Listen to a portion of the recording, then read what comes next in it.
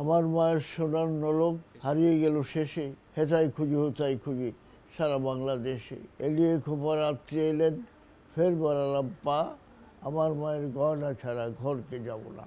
বাংলা সাহিত্যে মা কেবল জননী নয়, দেশমাতৃকা। কবি আল মাহমুদ মা রৌশনারা বেগমকে হারিয়েছেন অনেক আগেই। মাতৃস্মৃতিতে এখনো বিষম তাড়িত হন কবি। মা শব্দটা কবি আল মাহমুদের কাছে কেমন? খুবই গভীর, স্নেহময়, একটা আশ্বাসের মতো।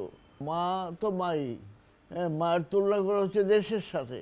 জননী জন্মভূমিষ্ঠ স্বর্গাদপি গরীয়, যে ধরনের তিনি মানুষ ছিলেন, তাই মনে হতো যে আমার মা আর বাংলাদেশে একই জিনিস। কেমন ছিলেন আপনার মা? আমার মা দেখতে খুবই সুন্দরী ছিলেন। নাট্যজন রামেন্দু মজুমদারের মা লীলা মজুমদার। মাকে নিয়ে অনুভূতি জানাতে গেলে আবেগ যেন চেপে ধরে বর্ষিয়ান এ মানুষটিকেও। এই পৃথিবীতে মায়ের ভালোবাসাটা হচ্ছে একমাত্র নিঃস্বার্থ ভালোবাসা। সবার সঙ্গে একটা পারস্পরিক স্বার্থের জড়িত থাকে, কিন্তু মায়ের ভালোবাসার মধ্যে কোনো স্বার্থ নাই।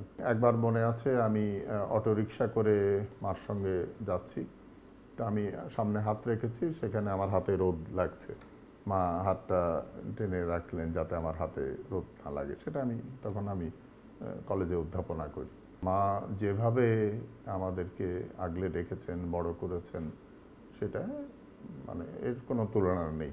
বীরপুরুষ কবিতার কথা মনে হয় মার কথা মনে হলে। সুতরাং সবসময় আমি মনে করি মার জন্যে আমি যা কিছু করতে পারি। কথা সাহিত্যিক ও শিক্ষাবিদ হায়াত মাহমুদ মা আমেনা খাতুনকে হারিয়েছেন ১৯৯৮ সালে। পরিণত বয়সে এ মাতৃবিচ্ছেদ হলেও অকৃত্রিম এ বন্ধনের কথা বলতেও চোখ ভিজে আসে বরেণ্য এই লেখকের। আমি তার দেহ থেকে এসেছি, আমার জন্মের ঋণ তো আমার মার কাছে।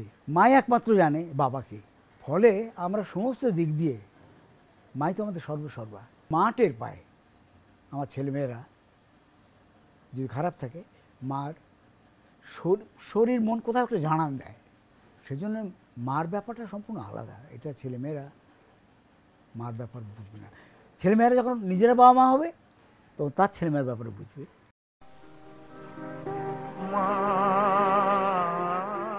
সবার উপরে মা, মায়ের মতো আপন আশ্রয় আর নাই।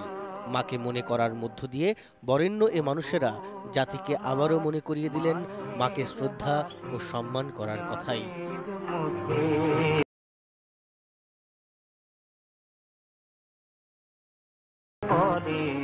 শিমুল সালাহুদ্দিন, ইন্ডিপেন্ডেন্ট নিউজ।